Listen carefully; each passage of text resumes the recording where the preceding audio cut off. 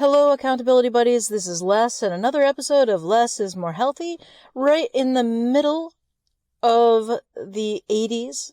Yesterday, I recorded a regular episode and a review adjacent thing of the Wolfang GA300, a review I've been talking about doing for a while since I bought the off-brand action cam. I call all of them no pros.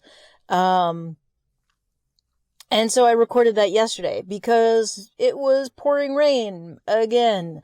And I could not go for a walk. So I figured I might as well be productive with my off time. Today it is not raining, as you may be able to see out the window. So it's not raining. It's hazy. A little breezy, still cool. We're not predicted to go over 60 today, so still cool. Well, actually, they're predicting for high 60s today. So that was not the initial prediction. It's going to be in the 60s for the rest of the week. This is the last. Actually, we're predicted for a little bit of rain today, some possible rain showers tomorrow, and then maybe no rain until next week, which is good because I really want to get my 25 miles in this weekend for the Trevor Project ride. I got a couple of things that I want to talk about today. The first thing being what happens in my body when I eat the wrong thing. So As I've talked about in previous episodes, my blood sugars have been really, really good, really level. I've been pretty careful with my diet. Exercise is definitely helping with blood sugars remaining stable and my feeling good. So, I decided that I want to try eating some things that I used to enjoy.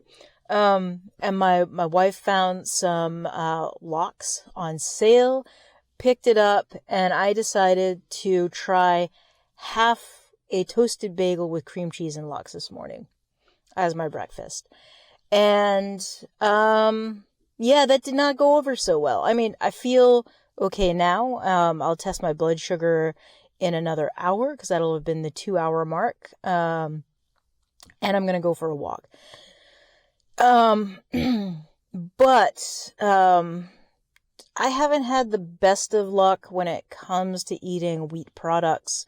It was a whole wheat bagel, seeded whole wheat, whole grain, had all kinds of grainy stuff inside it. It still hit me like a ton of bricks. So the thing that happens when my blood sugar spikes is that, I get tired. I just want to hunker down and take a nap. I feel groggy and just tired. My brain feels a little foggy. My allergies get worse. So this is all something that, I know happens when my blood sugars spike. And I haven't had a spike like that in a long time, again, because my diet has been really good. I've been pretty careful other than, eating half a bag of chips on my way home from the grocery store last week. My diet's been pretty good. I've been exercising pretty routinely other than this past weekend with the rain. And, so I wasn't really sure what to expect. Probably should have done this not on a day when I'm on my way to work. But yeah, so it's just an interesting thing. I'm back to that, I'm a science experiment kind of thing. Looking at myself under a microscope, kind of checking out how I feel, making mental notes of that. Will I eat half a bagel again? No. Might I try a quarter of a bagel? Sure.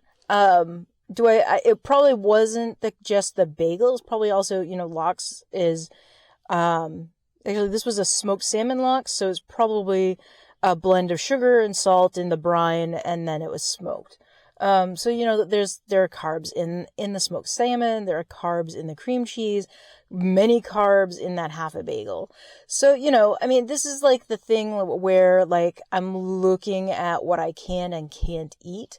The other thing I've been noticing is that I've been having some upset stomach stuff going on every morning when I have my protein shakes.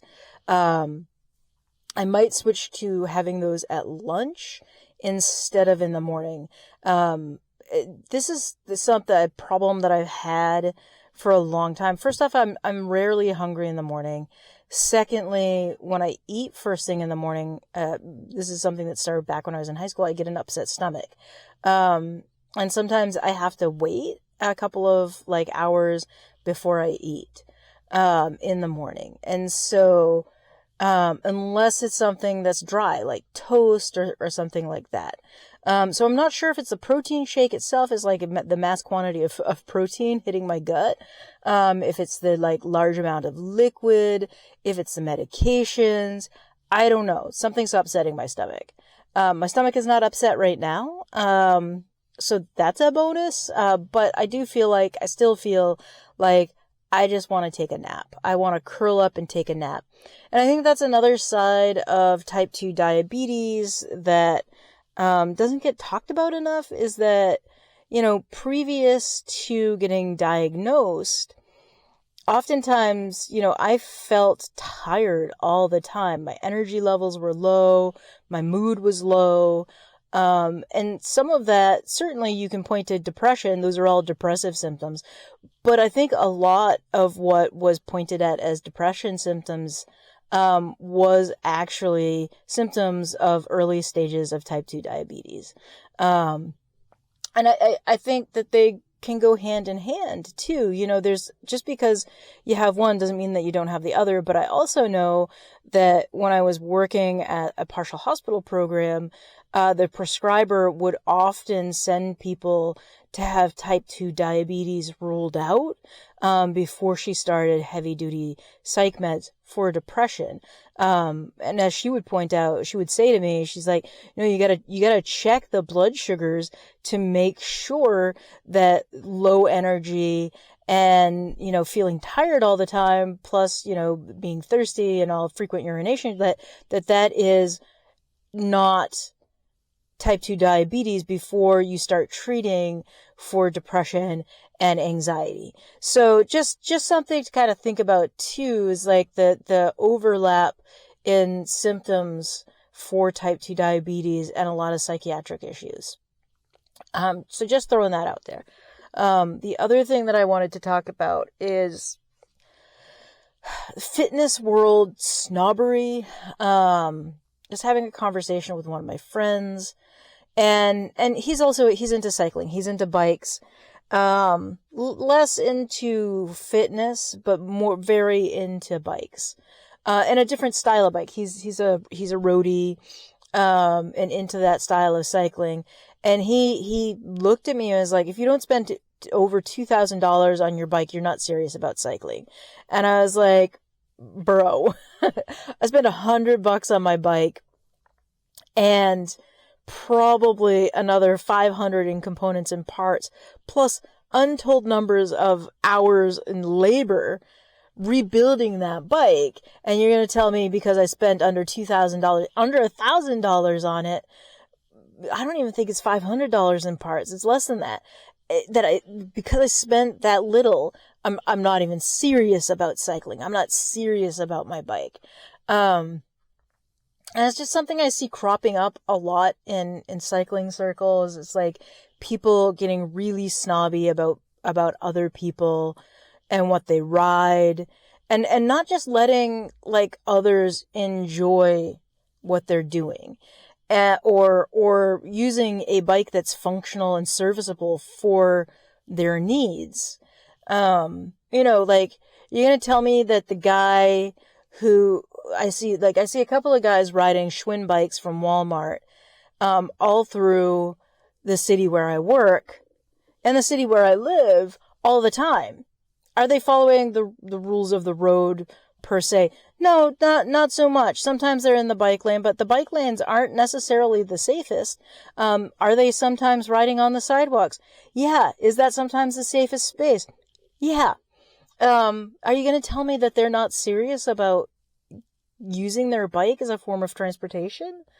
I just, are they serious cyclists? No. Are they serious about using their bike as transportation? For sure. But again, like, I don't subscribe to that kind of, like, snobbery nonsense in terms of, like, what you're riding. And as long as you're on your bike and you're enjoying it, I don't understand the need to, look down upon someone who's on a bike. If any day you're on a bike is a good day in my book. Any day you're riding your bike, that's a good day. Any day you're like out walking, that's a good day.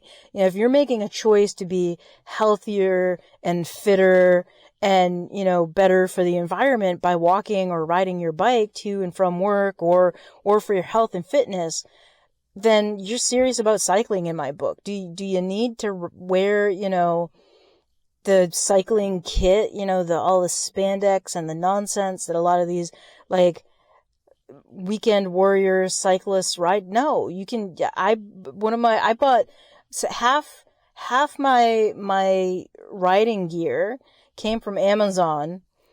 A pair of my cycling shorts came from Walmart.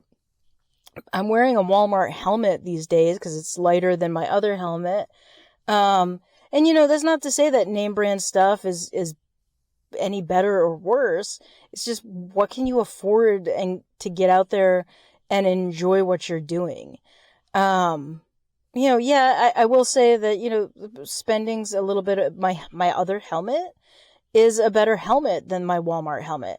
It's more comfortable than the Walmart helmet. Because, that helmet company can, make a whole bunch of helmets that are going to sell to a whole bunch of different people. Anyway, but the point being is, like, use what you enjoy, use what you can afford. And then, if you're like me, you buy what you can afford and then you buy parts to make it better. You don't have to buy a $2,000 bike and, the most expensive upgrades, the most expensive equipment. You can, read reviews and buy something that's a good quality item, at a better price. But anyway, that's my rant for today, is the bike snobbery, the fitness snobbery. You gotta have this brand. And it's like the same thing as, like, back in the stationery world, in the art world, that fear of missing out thing. I watch reviews and it's like, wow, man, I'd really like to have that,